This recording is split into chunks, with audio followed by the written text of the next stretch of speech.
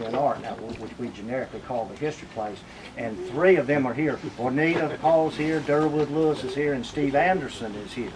Our associate is right there. Please give them applause. Excuse me, Ronnie Ford, you Oh, I am on the committee. Yeah. I had trouble approving this, didn't I? I couldn't understand the history of it.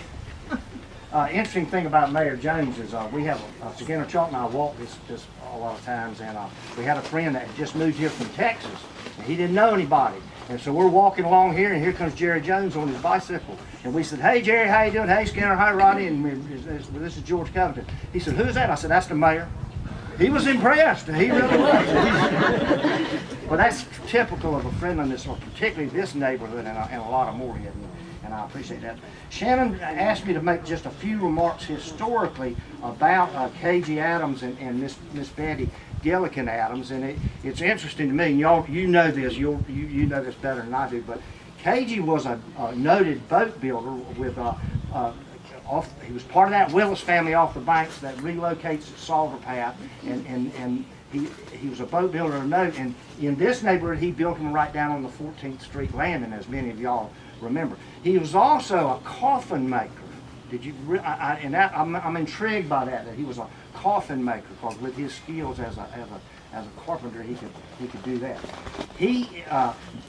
Betty Gillikin teaches school at Salter Path. She's from what is now the community of Betty. She was Otway. That's Gillikin's from Otway. She's born there. That's right. And while she's teaching school, KG's interested in her and proposes, and they marry, which is good.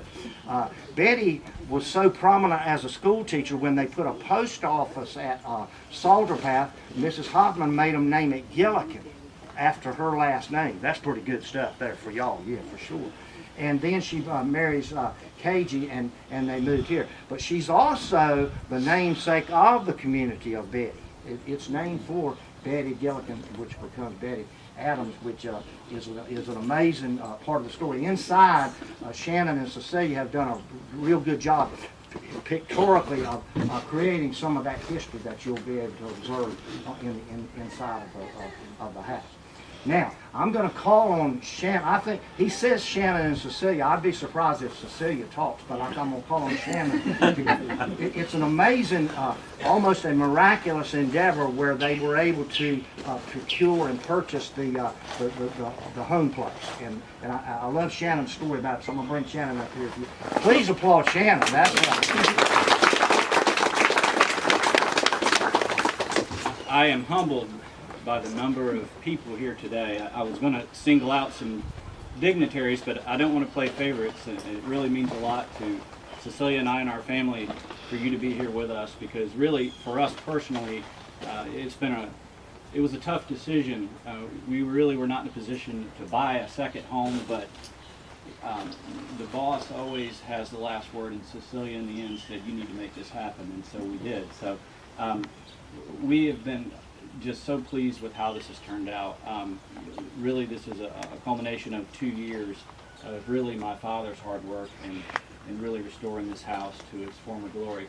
I know some of you traveled from far away today, but I think no one traveled further than my children, and most of you don't know my children. Chelsea is a student at UNC Charlotte. Her brother had to get from Winston-Salem, he's at UNC School of the Arts, to Charlotte last night, and they showed up here about 4 o'clock in the morning, and so they're a little bit cranky today, but I'm going to make them stand up here and so everybody can see my children. Please do.